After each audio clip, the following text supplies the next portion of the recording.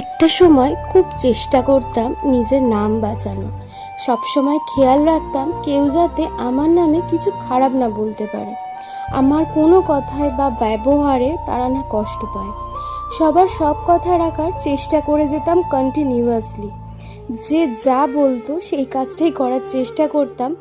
আর মনে সবার কাছে সোকল্ড ভালো হয়ে থাকতাম। সবার কাছে ভাবতাম সবাই আমাকে কতই না ভালোবাসে।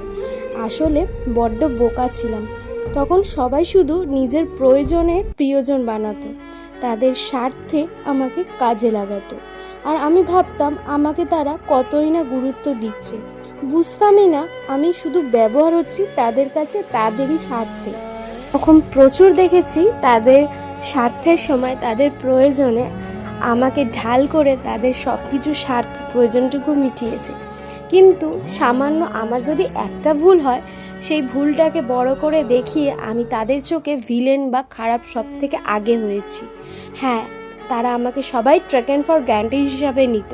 তাদের স্বার্থ ফুরালে আমার মতো খারাপ বোধহয় পৃথিবী তাদের কাছে আর কেউই থাকতো না। স্বার্থ ফুরিয়েছে, প্রয়োজন শেষ হয়েছে, সম্পর্ক শেষ করেছে। কিন্তু এখন আমি সেগুলোকে আর গুরুত্বই দিই না। ধাক্কা খেতে খেতে এখন আমি অনেক মনকে শক্ত করে নিয়েছি। এখন যে যাই বলুক আমার কিছুই যায় আসে না। আমাকে কে খারাপ ভাবলো কে ভালো ভাবলো তাতে আর নিজেকে জাস্টিফাই করার চেষ্টা করি না। কারণ এটা বুঝে গেছি এই দুনিয়াতে স্বার্থ শেষ তো সম্পর্ক শেষ। কাজের বেলা কাজই, আর কাজ ফুরালেই পাজি। হ্যাঁ, ঠিক তাই। এখন সবই বুঝি যে কে আমাকে মন থেকে ভালোবাসে, কে আমার আপনজন, আর কে প্রিয়জনে আমাকে প্রয়োজন বানায়।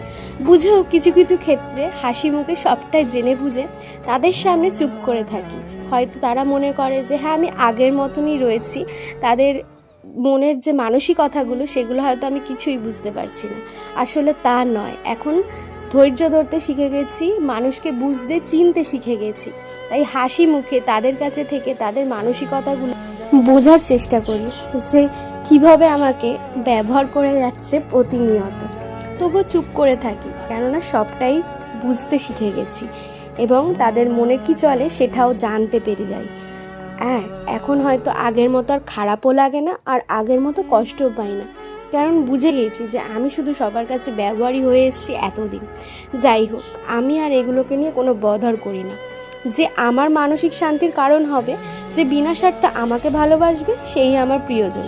বাকি আর কাউকে আর চাই না, সত্যি আর কাউকে চাই না। আর যদি থাকেও সেই জায়গাটা আর কোনোদিনও পাবে না।